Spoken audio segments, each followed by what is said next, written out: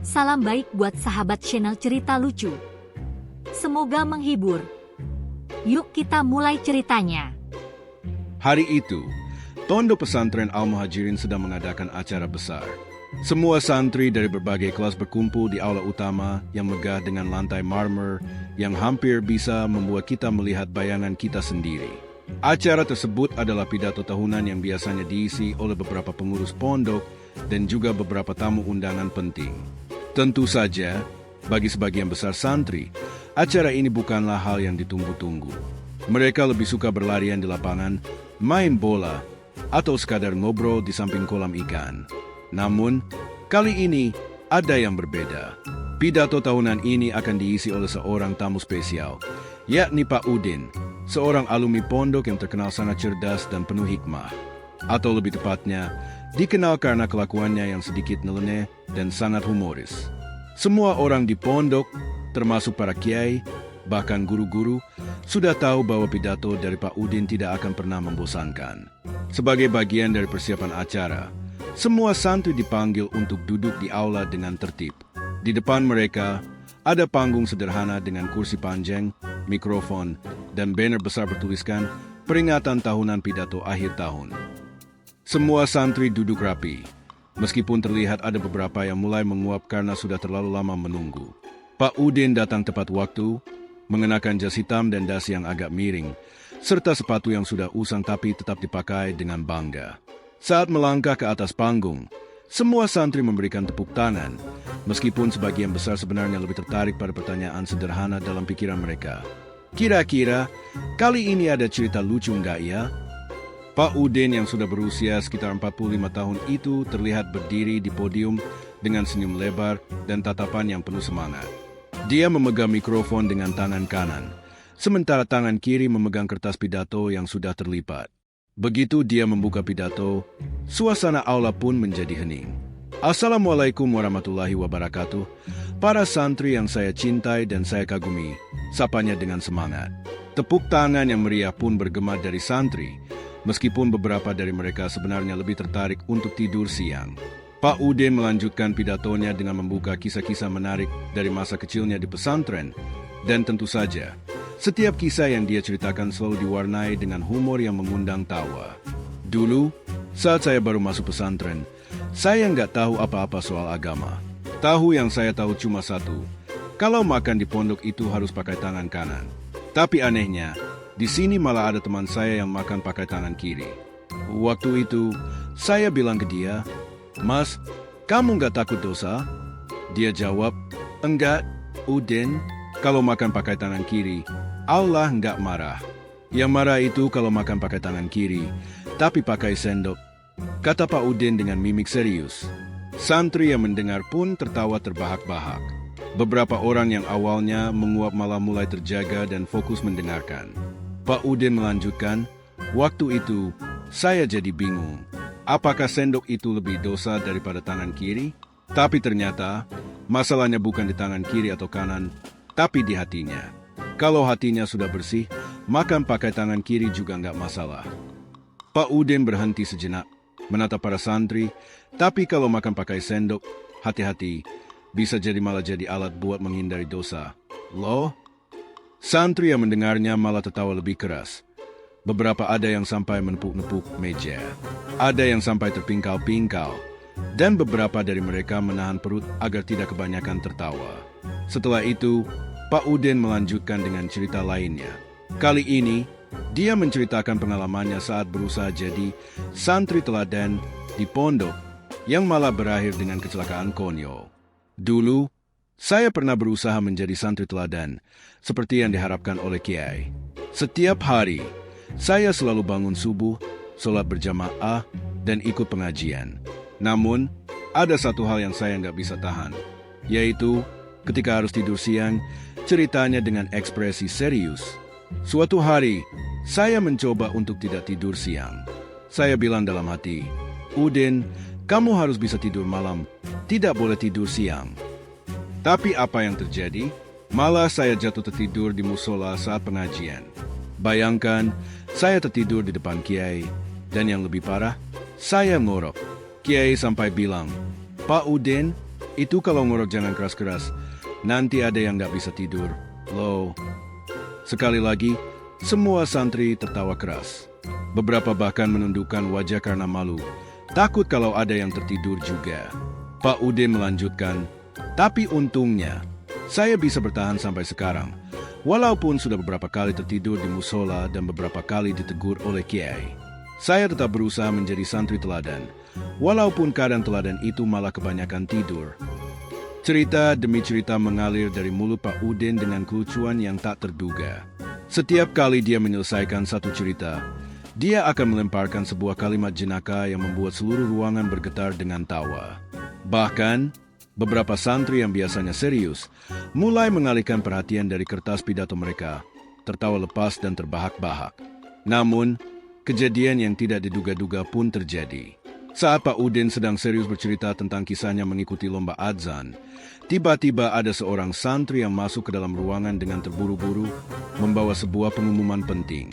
Dengan cepat, santri tersebut berlari ke arah panggung, dan saat mendekat, dia terjatuh.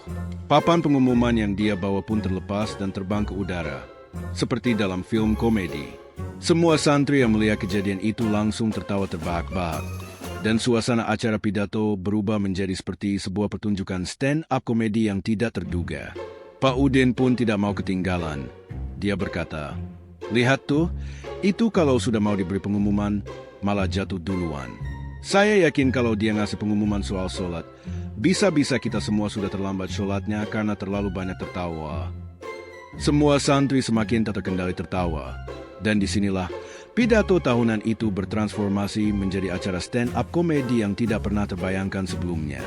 Di atas panggung, Pak Udin semakin menggila, menyampaikan berbagai kisah lucu yang tidak ada habisnya. Acara yang seharusnya diisi dengan pidato yang serius malah berakhir menjadi hari paling menghibur di sepanjang tahun, membuat semua orang lupa bahwa mereka sedang berada di pondok pesantren yang seharusnya penuh dengan kehusyukan. Setelah kejadian konyol yang melibatkan papan pengumuman terbang ke udara, suasana di dalam aula pondok pesantren Al-Muhajirin menjadi semakin riuh. Semua santri yang awalnya duduk dengan serius, kini mulai menikmati acara pidato tahunan yang tiba-tiba berubah menjadi pertunjukan stand-up komedi. Pak Udin yang sudah terbiasa membuat orang tertawa, memanfaatkan momen tersebut dengan sempurna. "Duh, para santri yang saya hormati," Pak Udin melanjutkan dengan senyum lebar, "tadi saya pikir pengumuman itu serius, malah jadi bagian dari pertunjukan sirkus. Kita ini di pondok pesantren. Loh, tapi kok saya merasa seperti berada di arena lawak." Para santri kembali tertawa lepas, dan bahkan beberapa dari mereka mulai memberi tepuk tangan. Beberapa yang awalnya merasa bosan dengan acara pidato mulai terbangun dan menyadari bahwa kali ini, mereka tidak hanya mendapatkan pidato agama, tapi juga hiburan yang luar biasa. Pak Udin pun semakin menghibur mereka dengan cerita-cerita absurd lainnya, seperti tentang pengalamannya saat menjadi santri yang sering dipanggil oleh kiai untuk belajar di tengah malam. "Waktu itu, saya dipanggil kiai untuk belajar," katanya. "Pak Udin, mari belajar malam ini." Saya dengan semangat langsung ke ruangan kiai, berharap bisa mendapatkan ilmu yang luar biasa. Ternyata, apa yang terjadi? Kiai malah bilang, "Udin, kamu sudah makan belum?" Saya bilang, "Belum, Kai." "Ya udah, makan dulu baru belajar," kata Pak Udin sambil menggoda. Santri yang mendengarnya semakin tidak bisa menahan tawa. Mereka yang semula sedikit tidak antusias, kini sangat menikmati setiap cerita konyol Pak Udin. Bahkan, beberapa dari mereka mulai menambahkan komentar-komentar lucu yang membuat suasana semakin meriah. Tiba-tiba, salah satu santri yang duduk di barisan depan dengan percaya diri berdiri dan berkata, "Pak Udin, kalau sudah begini, kita harus bikin stand-up comedy show di pesantren ini. Deh." Mendengar itu, Pak Udin hanya tersenyum dan menjawab, "Wah, kalau begitu, acara ini resmi berubah jadi stand-up komedi, ya? Saya sih nggak masalah. Yang penting kita semua bisa tertawa dan bahagia. Kalau kalian bisa membuat saya tertawa, berarti kalian sudah lulus dari ujian humor." Kali ini, yang hadir di dalam aula benar-benar merasakan kegembiraan yang belum pernah mereka rasakan sebelumnya. Tertawa bersama adalah hal yang sangat berharga bagi mereka yang biasanya disibukkan dengan rutinitas harian di pondok. Pak Udin melanjutkan pidatonya dengan tema Hidup di Pesantren, antara ridho Allah dan kebingunganku. Dulu saya sering bingung dengan kehidupan pesantren. Misalnya, kalau ada orang yang tanya, "Pak Udin, bagaimana cara mencapai ridho Allah?" Saya jawab, "Caranya mudah, kamu harus banyak ibadah dan bantu orang lain." Tapi pas saya lagi kelelahan, tiba-tiba ada teman bilang, "Pak Udin, kamu kok kelihatan lelah sih? Jangan lupa, hidup itu harus bahagia, jangan terlalu serius." Nah, saya bingung. Apakah Allah itu senang kalau kita tertawa atau justru senang kalau kita serius-serius terus? Pak Udin berhenti sebentar dan menatap para santri dengan penuh arti. Tapi setelah bertahun-tahun di pesantren, saya menyadari satu hal penting. Allah senang dengan orang yang bisa bersyukur, bisa tertawa, dan menikmati hidup. Jadi, kalau kalian merasa stres, ketawa dulu, baru berdoa. Itu yang saya lakukan, dan saya rasa hidup jadi lebih ringan. Tambahnya dengan gaya serius yang tetap membawa tawa. Sekali lagi, aula dipenuhi tawa. Beberapa santri menepuk meja mereka, sementara yang lainnya malah terpingkal-pingkal. Ada yang berkata, "Pak Udin, kalau jadi ustadz seperti ini, saya akan selalu rajin datang ke pengajian." Pak Udin pun menjawab dengan gaya kocaknya, "Beneran, kan? Kalau saya jadi ustadz stand-up komedi, pengajian pasti penuh. Tapi, jangan salah, yang penting bukan hanya tawa yang kita cari, tetapi juga ilmu dan kebaikan." Seiring berjalannya waktu, suasana semakin santai. Pidato yang seharusnya penuh dengan hikmah dan kebijaksanaan kini berubah menjadi sebuah acara yang penuh dengan tawa, tanpa kehilangan makna pentingnya pesan yang ingin disampaikan. Pak Udin mengubah sebuah acara pidato tahunan yang biasanya membosankan menjadi sesuatu yang penuh keceriaan dan kebahagiaan. Namun, acara tak hanya berakhir di situ. Tiba-tiba, saat Pak Udin sedang bercerita tentang pengalaman konyolnya mengikuti lomba tahfiz Al-Quran, ada kejadian yang membuat suasana semakin menjadi-jadi. Seorang santri, sebut saja dia Yanto, yang memang dikenal suka mengganggu teman-temannya, dengan tiba-tiba berlari ke depan dan memanjat panggung. Dia mengenakan topi yang terlalu besar yang menutupi sebagian wajahnya, sambil membawa buku besar yang dia anggap sebagai buku pedoman humor pesantren. "Pak Udin, saya punya buku nih, mau nggak dibaca? Isinya penuh dengan rahasia humor pesantren," teriak Yanto sambil melompat ke atas panggung. Pak Udin yang sudah siap-siap melanjutkan pidatonya langsung terkejut. "Wah, apa ini? Sudah jadi stand-up comedian juga sekarang?" katanya sambil tertawa. Yanto dengan percaya diri membuka bukunya dan langsung mulai membaca satu persatu kalimat lucu dari buku tersebut. Setiap kali dia membaca satu kalimat, seluruh santri langsung meledak tertawa.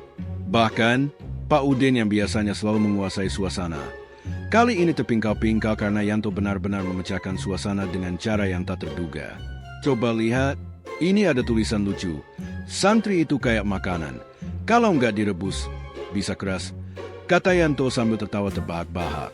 Sekali lagi, seluruh aula dipenuhi dengan gelak tawa. Tidak ada yang bisa menahan tawa mereka. Bahkan yang biasanya serius seperti kiai atau para guru pun ikut tertawa.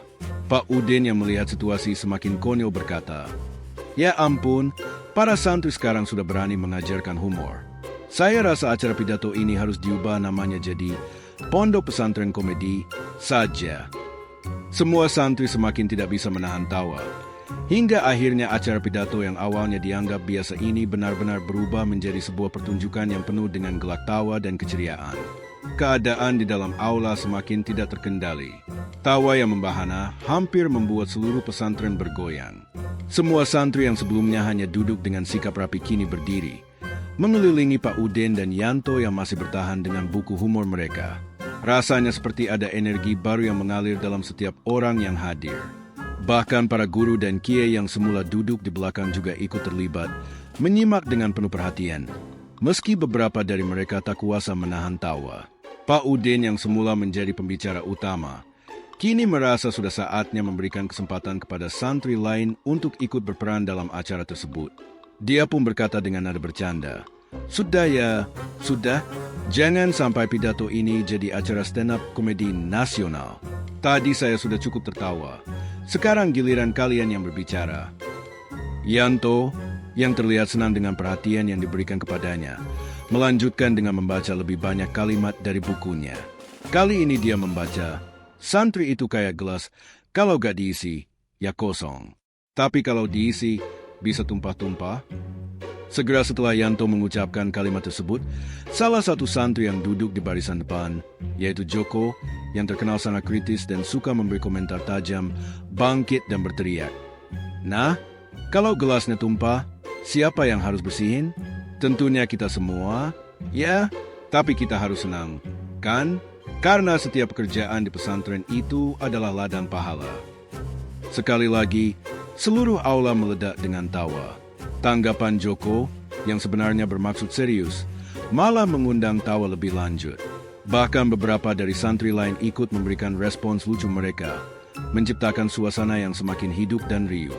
Pak Udin pun merespons, "Nah, itu baru santri, tidak hanya pintar dalam agama, tapi juga bisa membuat orang tertawa. Kalau begini caranya, pesantren ini bisa jadi pusat komedi." Namun, suasana tak berhenti sampai di situ. Tiba-tiba, seorang santri dari barisan belakang, yang dikenal cukup pendiam dan jarang berbicara, berdiri dengan tangan gemetar.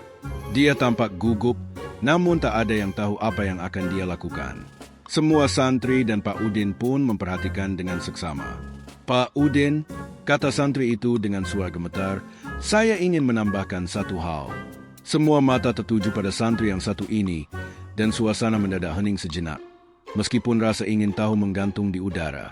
Di pesantren, kita sering diperingatkan untuk menjaga keikhlasan. Saya percaya, tertawa adalah salah satu cara kita untuk menghilangkan beban dan stres, tapi yang paling penting adalah bagaimana kita tetap ikhlas dalam setiap perbuatan kita. Jangan sampai tawa kita justru membuat kita lupa akan tujuan utama kita di sini. Semua santri terdiam mendengarkan dengan serius, sementara Pak Udin menatap dengan penuh perhatian. Di tengah-tengah suasana yang penuh tawa ini, santri tersebut memberikan pengingat yang sangat bijak. Tidak ada yang mengira bahwa ucapan dari santri yang sebelumnya dikenal pendiam itu bisa memberikan dampak yang begitu mendalam. Pak Udin kemudian tersenyum bijak. "Betul sekali, saudara. Tertawa itu penting, tapi ikhlas itu jauh lebih penting. Kita bisa tertawa, tapi jangan sampai tawa kita malah menjauhkan kita dari tujuan kita sebagai santri di sini. Terima kasih, kamu sudah mengingatkan kami semua." Para santri pun memberikan tepuk tangan kepada santri yang baru saja berbicara, dan suasana menjadi semakin hangat. Meski tawa masih mengisi ruangan, ada kesadaran baru yang muncul di hati masing-masing. Acara ini telah menunjukkan betapa pentingnya keseimbangan antara tawa dan keseriusan. Setelah itu, Pak Udin mengakhiri acara dengan cara yang tak kalah unik. "Sekarang, saya ingin mengajak kalian semua untuk berdiri sejenak. Kalau kalian bisa tertawa sepanjang pidato ini, berarti kalian sudah siap menghadapi ujian hidup dengan senyuman di wajah. Jadi, ayo kita semua berdiri dan lakukan gerakan senyum besar. Kita harus selalu ingat, hidup ini bukan hanya tentang keseriusan, tapi juga tentang menikmati setiap momennya." Semua santri pun berdiri, dan tanpa komando lagi, mereka mulai melompat-lompat sambil tertawa dengan bebas. Beberapa dari mereka bahkan mulai menari kecil, seakan acara ini benar-benar berubah menjadi festival tawa yang tak terbendung. Pak Udin, yang melihat semua itu, tak bisa menahan diri untuk ikut tertawa lagi. "Nah, begitulah, kita ini bukan hanya belajar agama, tapi juga belajar bagaimana menghadapi dunia dengan senyuman. Jangan pernah lupa untuk tertawa, meskipun hidup kadang penuh dengan ujian." Sambil memberikan salam penutup, Pak Udin berkata, "Saya berharap hari ini kalian bisa membawa pulang dua hal. Pertama, tawa yang membawa kebahagiaan, dan kedua, ingatan tentang pentingnya ikhlas dalam segala hal. Semoga kita semua bisa menjadi santri yang tidak hanya cerdas, tapi juga bahagia." Dengan itu, acara pidato tahunan yang awalnya diharapkan penuh dengan hikmah dan kebijaksanaan berakhir dengan tawa yang meriah, meninggalkan kesan mendalam di hati setiap santri. Mereka tidak hanya mendapatkan pelajaran agama, tetapi juga mendapatkan pelajaran tentang hidup, kebahagiaan, dan pentingnya keseimbangan dalam menjalani hari-hari mereka di pesantren. Acara yang seharusnya formal dan penuh dengan pidato kini berubah menjadi momen yang tak akan pernah mereka lupakan. Semua santri, mulai dari yang muda hingga yang tua, merasa lebih dekat satu sama lain dan mereka pun akan terus mengingat acara itu sebagai salah satu kenangan terindah di pesantren. Begitulah, dengan tawa dan kebahagiaan, para santri di Pondok Pesantren Al-Muhajirin belajar bahwa hidup ini, meskipun penuh dengan tantangan, seharusnya selalu dilalui dengan hati yang ringan dan senyum yang lebar.